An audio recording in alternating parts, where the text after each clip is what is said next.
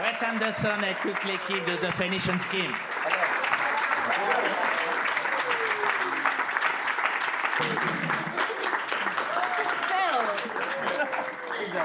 I'm gonna be happy. It's going to be tough.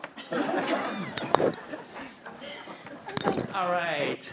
100% tariff. I never heard of 100% tariff before. I'm not an expert in that area of economics, but I feel that means he's saying he's going to take all the money, and then what do we get? So it's complicated to me. I also think, does it mean he's good at, like, can you hold up the movie in customs? I feel it doesn't ship that way.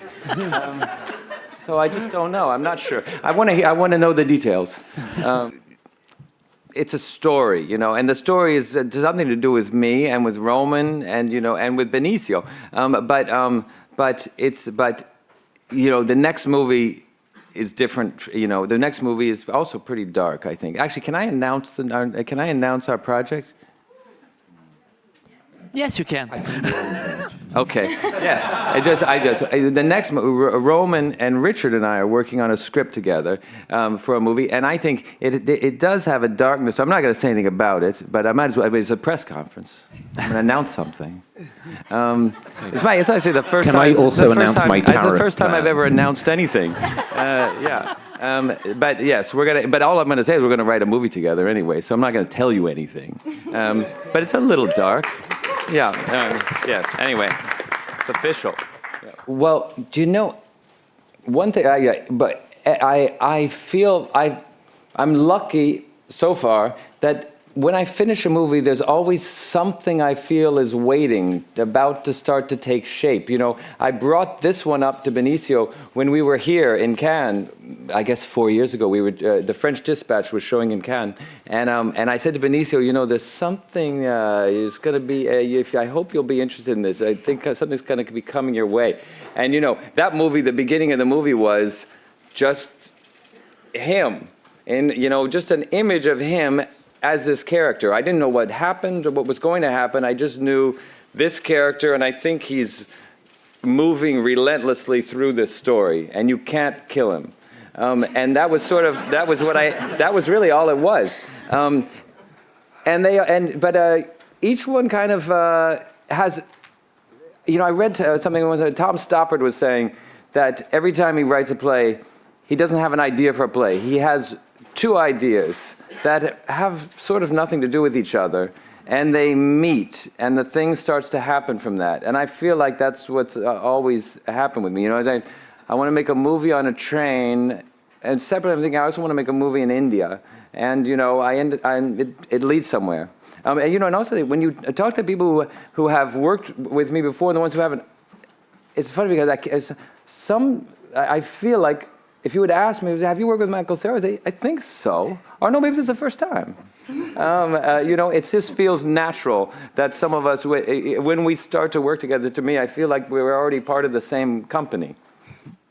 Well, maybe I'll start maybe my best way to answer it is to describe a bit how we did that shot you're referring to with the titles on it, because you're right. The text in the shot, it begins with a mistake.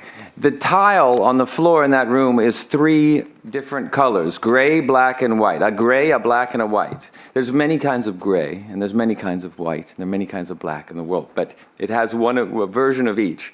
And it's very hard to read text on it. And the only way, we spent a lot of time getting great writing to be readable. And so, we ended up using the 3 colors of the floor in layers, and it was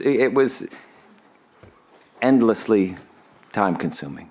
But we did get a kind of thing that I feel like seems just right. And the shot itself we shot it with Benicio's hearing the music that plays in the shot in the movie while we're on the set. The actions of it are planned out with a group of nurses, many of whom are real nurses or doctors, who are doing these various activities in the room. And it's meant to go in a certain way. With the music was an idea, but in fact, because it's being shot at something like 120 frames per second or something like that, you have no idea how it's going to relate to the music. The timing, you can only kind of guess it a bit. And so then it's just luck. And mainly what it is the shot is a shot of Benicio. This is the guy who's going to be at the center of the whole movie, and we're above him, and he's a magnet.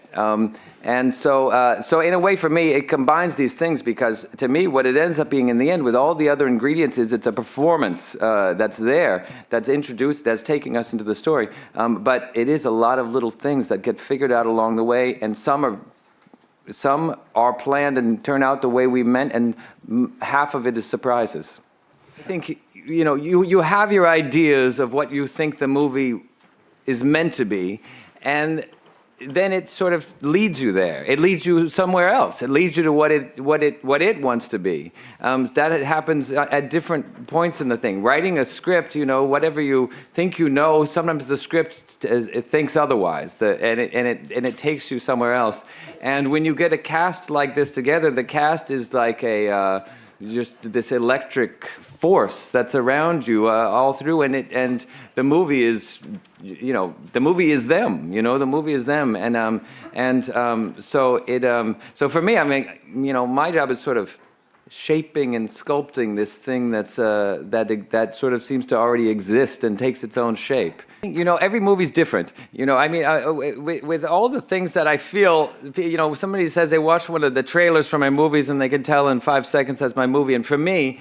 And I understand why they have that experience, and I can't pretend. I don't know what we're talking about. But for me, each movie is a completely separate, different thing. And the whole thing is we're excited to tell this new story, and we have a new set of characters, and we have these people, these guys to do it with.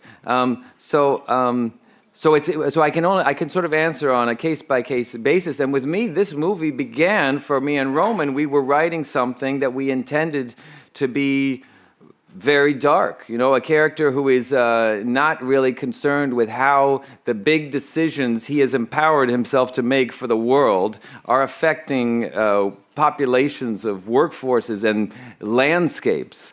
And there was, the darkness of a certain kind of capitalist that we were building this on. But it took us somewhere else, so I feel like that's somehow that becomes, we need the psychiatrist's couch to really answer it properly, and even then I don't know. But it's in the DNA somehow.